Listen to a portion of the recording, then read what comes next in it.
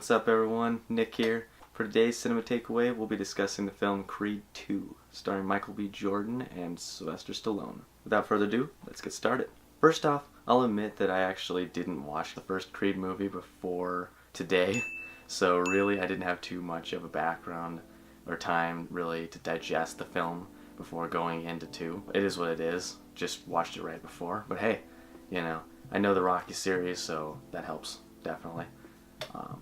As far as like how the world is established and all that anyways. So yeah, so as far as Creed 2 goes, I feel like it wasn't as artistically put together in the sense that it wasn't as auteurish and aesthetic and structure. By that I'm talking about just basically how all the shots were really crafted in the first film.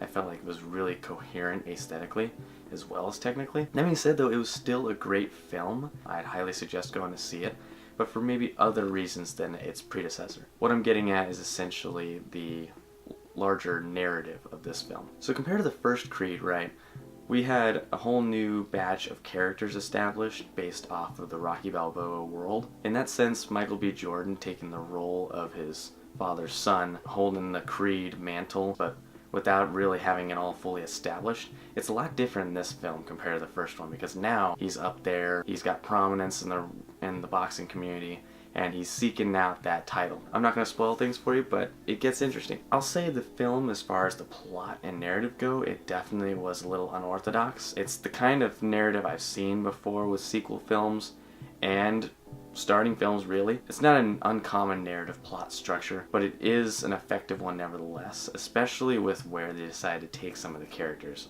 and their character arcs throughout the film and ultimate resolves in some areas. So I would say that the greatest takeaway from this film has to be that although a sequel may not be as good as its predecessor, it can certainly possess a lot of soul. By that I'm essentially referring to how the character arcs can be resolved in a way that really makes sense to the larger narrative and plot and play to drive said narrative through. Again, I don't want to give away things with these videos, but I will just say this. I cried during this film, which I don't do very often. I was probably the only one, but it was certainly a very powerful narrative and with a very powerful resolve. Again, the film was very aesthetically on point. I really enjoyed how they were able to integrate leitmotifs, you know, musical themes, right, of the original Rocky Balboa films with, of course, Michael B. Jordan's kind of more contemporary hip-hop, trap beat leitmotif music that was integrated well into the first film. Whereas in this one you get more of a unique mix compared to the last one, in which I would argue more of the original Rocky Balboa themes were present in the music this time around. More iconic ones, but you know, it is what it is. I would argue that this film had more motifs in the music built around the original Rockies for sure, but it still had a really awesome original soundtrack integrated with a lot of great hip-hop tracks from huge artists. Honestly, it was fun. As far as aesthetics go, that's for sure. Maybe not, again, as crafted as the first film cinematography-wise, but it was still a very enjoyable experience nevertheless, and yeah, a lot of fun. This film, for me, it hit me. It hit me, and I did not expect that for a boxing film, for a sports film. The narrative, it hit home, and it was emotional. Again, it had soul to it. It really had substance. You could really feel where these characters were and where they were going and where they ended up, which honestly is one of the greatest things you could ever take away from a film. Getting a little emotional here, but yeah.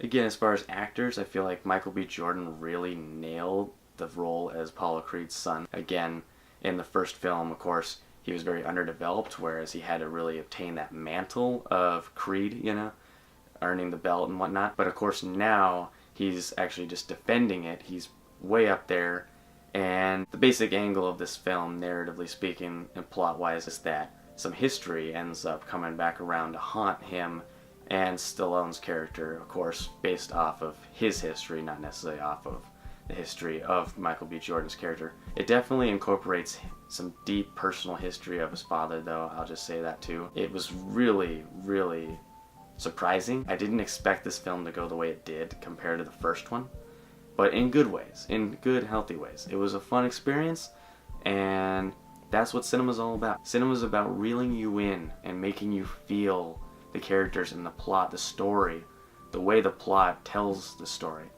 the way the actors carry the narrative through the plot. When you can feel that in a theater, that's the greatest thing you could take away from a cinematic experience. Personally, that's where my priorities lie anyways when it comes to seeing films. That being said, of course, I do love aesthetics, and again, this film, top notch in that respect. A lot of great focus pulling, with rack focus, plenty of nice close-up shots, power angles, back and forth action. It had the works as far as aesthetics were concerned. Maybe not as much as the last film again, but it was still a very powerfully well-told story, aesthetically, technically, and talent-wise, as far as the acting was concerned. Creed 2 was definitely an excellent film, and I highly suggest to go see it. Well, that just about wraps up this episode. If you liked it, please hit the like button on this video, and hit the subscribe bell too if you'd like to subscribe to future videos. Again, in the future I plan to get a little deeper in these descriptions of my experiences with these films as far as what I took away from it.